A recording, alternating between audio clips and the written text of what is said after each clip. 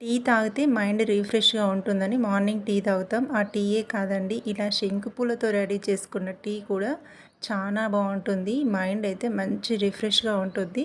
ఇలా 2 లేయర్స్ కాకుండా శంకు పూలు 1 లేయర్‌లో ఉంటాయండి.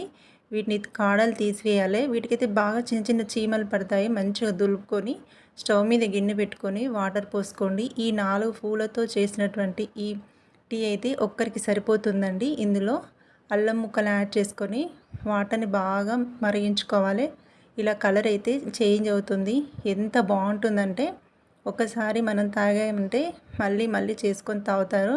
వీటిని మనం పూలను తీసుకొని డ్రై చేసుకొని కూడా యూజ్ చేసుకోవచ్చు. ఇలా మొత్తం మరిగాక కలర్ అయితే చక్కగా చేంజ్ అవుతుంది. ఈ 4 పూలకి నేను ఒక పావు లీటర్ వాటర్ యాడ్ చేసుకున్నాను. ఇందులోకి లెమన్ యాడ్ చేసుకొని సర్వ్ చేసుకుంటే చాలా బాగుంటుంది. నచ్చితే సబ్స్క్రైబ్ చేయండి. కలర్ ఎలా చేంజ్ అయ్యేదో చూసారు కదా.